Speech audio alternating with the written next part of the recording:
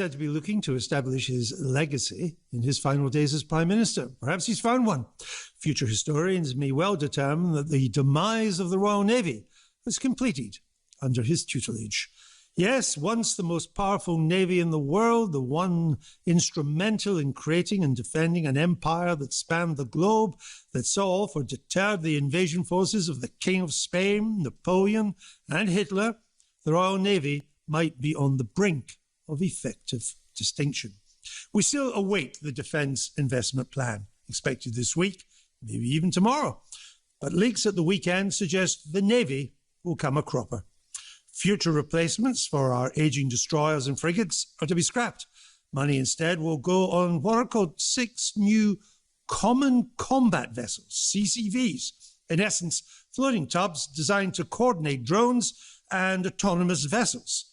And also, I think, at least I hope, will carry anti-missile systems, like the current Type 45 destroyers. If they don't, then we'll be without an anti-missile system. Now, it looks like plans for 30 new anti-sub warfare frigates will have survived, replacing the creaking Type 23s, of which there used to be 16, but there are now only up to 7 in service. The new frigate plan for after that, plus the new destroyer to replace the Type 45s, well, according to this plan now, they won't happen. They were both only at the concept stage anyway. Maybe this is the way of the future. Maybe frigates and destroyers are yesterday's warships, or maybe we just can't afford them. In many ways, we already no longer have a deployable navy of scale. Of the 6 Type 45 destroyers are still in service, fewer than half are usually available. Of the 7 Type 23 frigates still in service, fewer than 5 can be deployed at once. And there have been times this year when none of our state-of-the-art Astute-class submarines could be deployed, since they were all in some kind of maintenance. Let's speak to Lord Admiral West, former First Sea Lord and security advisor to Gordon Brown when he was Prime Minister.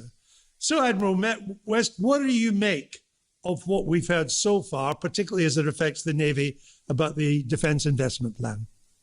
Well, I'm slightly annoyed that what they're doing is they're leaking little bits of information, and they're talking about ships that are actually going to be built in 10 years. I mean, because these things always take longer than that, 10, 12, 14 years. Whereas the real problem with the Defence Investment Plan not being produced was that the MOD and all the various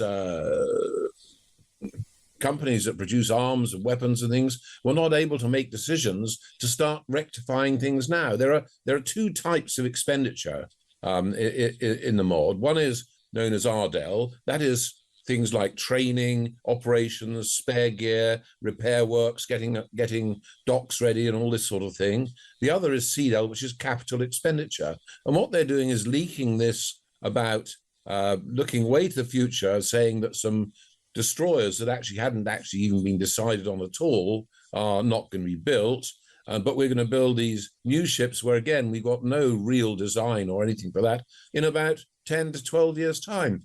I'm afraid our enemies don't wait for us to be ready in 10 to 12 years' time. Our enemies fight when they want to, and that could be tomorrow. And our real problem is, which you've highlighted, is that ships we have got have not had money spent on their maintenance. The people who are trained are not trained to do certain repair work. There's no spare gear. All of these things need to be done so that the force we've got at the moment is capable of doing what it should be capable of doing. And I think this is very naughty to release this. It gets a big discussion going, oh my God, we won't have a lovely destroyer. We'll have this new sort of ship.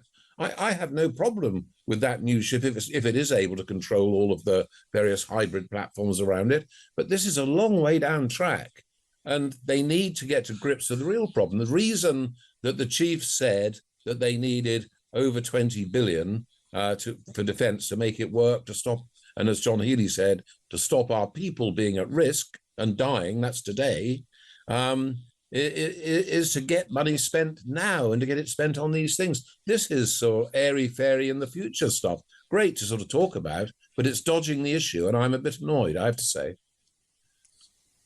What is the reason why so many of our warships seem to be undergoing some sort of maintenance or refurbishment or updating and so on. So many of both our frigates and destroyers, and of course at the moment all of our Astute-class submarines, is the reason for that is because that maintenance budget, the day-to-day current spend in defence, has been raided by other parts of the defence budget? Well, it is effectively. Effectively, what's happened is there's been insufficient money for quite a large number of years. And what's happened is to try and keep bits going, the things have been cut. So let us take the nuclear attack submarines. Absolutely crucial for the things that the First Sea Lord was talking about, Atlantic Bastion, the Atlantic attack, the really important stuff for the UK that NATO Europe relies on us for. And those attack submarines are crucial. And as you rightly say, for a long period, not a single one of the ones that should be operational are operational at all, because there had not been sufficient dry docks. The dry docks hadn't been sorted out in time. The spare gear and the spares and equipment had not been resolved and bought.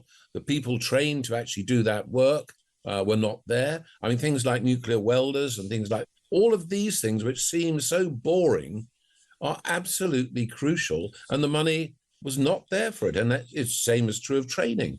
And that is very, very bad. And that's why we need the money. And when Healy said our people can be at risk, he's talking about our people, our men and women today, if there's suddenly fighting, because we have not got those ships available. We have not got the weapon systems in those ships up online with sufficient missiles and sufficient ammunition. All of these things have been eaten away. I'm sorry to bang on, but since the coalition defense review, in which they cut our military by a third, and they were total shambles in most ways, but they did that. I've spoken 97 times in the House saying that we have got to spend more money, this is happening, and that if we don't order ships quickly, when they come, they'll be too late. And this is what's happened, of course. The Type 26 frigates, which you talked about, they'll be a fantastic ship, but we still haven't got one of them yet.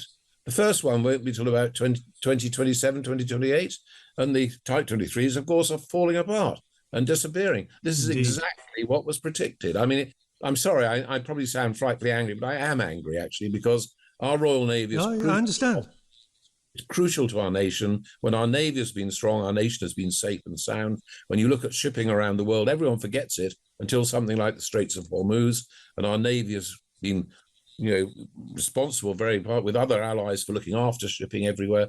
The Navy has been really, really squeezed. I mean, the other services have suffered as well, but really, and it makes me very angry. So the Type 25 destroyers still have some life in them yet, probably to the end of the next decade.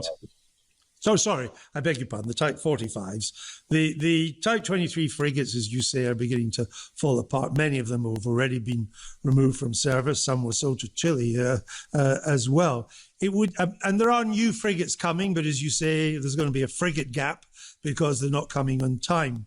But from what was leaked so far, we seem to be betting a big chunk of the Royal Navy's future on 5 new classes of vessel, which have yet to be designed or built or proven. Things like the common combat vessel, the unmanned missile barge, the unmanned anti-submarine sloop. Is that really wise?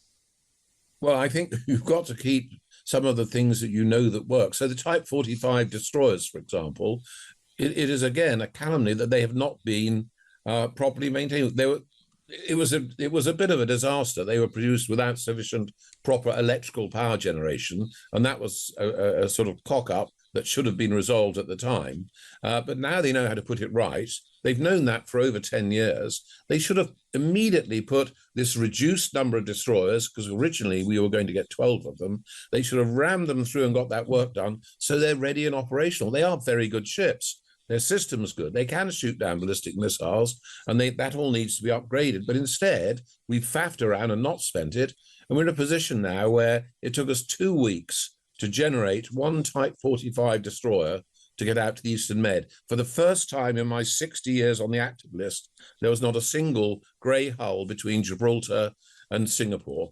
In 1982, we deployed a carrier battle group, an amphibious group, 20 destroyers and frigates, 6 nuclear submarines, all within 4 days to get down to the Falklands. And we couldn't even deploy and just get ready one destroyer in 2 weeks.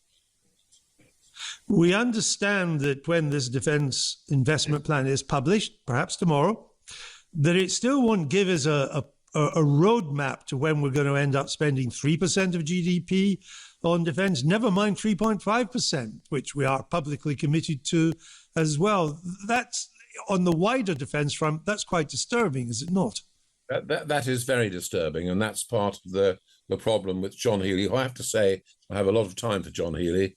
That's what he was very concerned about. We have actually promised NATO that we would go to 3.5, and yet the plans aren't there to achieve that. That is not good. We have always been the most reliable defence partner of Europe, European one, within NATO. You know, the Americans obviously were first in terms of deployments and things like that, but we were next. And we were really, Europe looked to us to make sure that the Atlantic and up round into North Cape was looked after, and that they were secure there, which meant they could focus on their eastern, to the east, and where the land forces were. I'm afraid we are letting that slip away. We were the preeminent anti-submarine warfare force in the world. When the American striking fleet in the time of Reagan wanted to go north of Iceland, it was only willing to go if we put our anti-submarine warfare striking fleet, our light carriers and our ASW capability ahead of them to ensure that Russian nuclears couldn't have decimated their fighting forces. We learned from Westminster that Keir Starmer might have his next job on being the next Secretary General of NATO. Given Keir Starmer's legacy on defence, does he have any right to be the next Secretary General of NATO? Well, I don't use the word lie lightly, but basically he told them that we would go to this 3.5% by, on the timescales NATO asked for, and then he has not achieved that in this country, because I don't think he told the Chancellor of the Exchequer, sorry, this isn't a question of if, it's we are, and you're jolly well going to tell me how we do it, no matter how painful it is. And he didn't. And I think to go to NATO then, having not actually done what he said he would to NATO for our country, I think is very difficult. Indeed. Well, you make that clear. Admiral West, thanks for joining us on Times Radio.